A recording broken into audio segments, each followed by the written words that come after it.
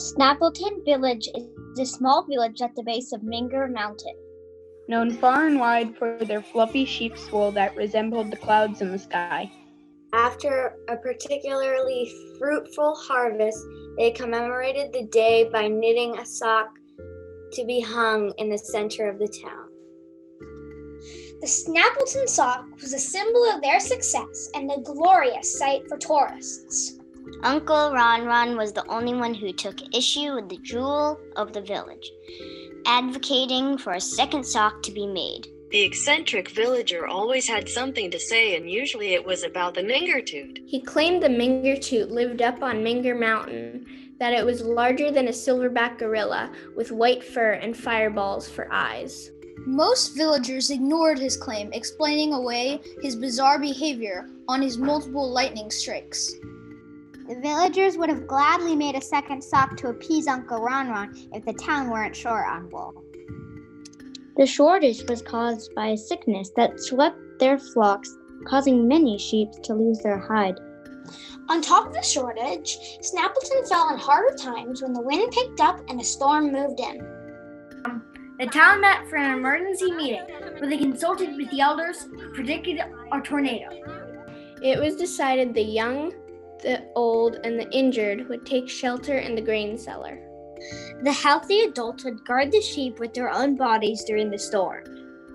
Uncle Ron should have been in the cellar, but instead dancing a jig, yelling to the sky, "Come on now, this head can't kiss itself." As the tornado touched down, people screamed and the sheep bleated while dust and debris filled the air. When the dust settled, people took stock of their stuff. It was worse than they thought.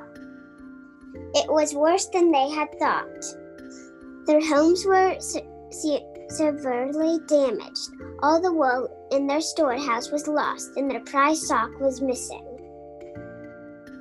The skies cleared and Uncle Ron began screaming, "I told you it was real! Behold, the Mingertoot!"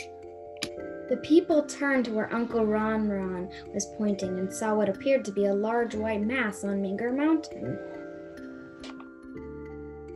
"That's no Mingertoot, that's a wall," they said while motioning to the peak. It was higher than any villager had ever climbed, and all the able-bodied were too battered from the storm to make the trek. "We can do it," said the three cousins. 3 youngsters, Joe Emmett, Broho, and Fiffy Glue, stepped up forward along with their pet attack pig, Jeremy. Before the adult could protest, Uncle Ron danced over to investigate the group. "Yes, a human sacrifice to appease the Mingertoots. Let's feed the children to the beast and we'll prove it's real." Ignoring Uncle Ron, the three set off on their mission to retrieve the wool. The climb was less intense than they expected, and it only took 3 hours to reach the wool at the top. "Hey guys, I found it," Broho shouted while holding it high in the air. Just as soon as he captured the wool, it flew away higher up the mountain than they could ever climb. With heavy hearts, they made their descent. Suddenly, their pet attack pig, Jeremy, ran ahead, snorting wildly. The kids followed the pig to find the snap caught in the berry bush. When they pulled the sock off the bush, they couldn't believe their luck. It was the most They stuffed it into the sock before continuing down the mountain. The villagers applauded as the sock was revealed and refastened to the flagpole.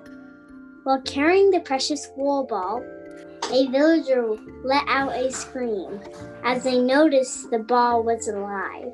It called out in a thunderous voice, "Down here! You got any lemonade? I'm burning up. When I get hot, my fur grows." They didn't have any lemonade and brought it murky water instead. By the time they reached the thirsty mountain bunny, he had grown so large in size, he could barely move. "It's about time.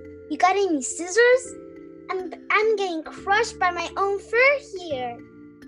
Each villager reached for their shares and began to strip the bunny of his fur, enough to make it hundreds of sweaters and a second sock. Uncle Ron was overjoyed as his second sock was hung next to the original tattered Stapleton sock. He danced in celebration long after the mountain bunny had returned to his home. He danced while the people worked, ignored him, and he didn't stop through the winter. He danced until the sky grew tired of watching him and sent one final lightning bolt down to kiss his head.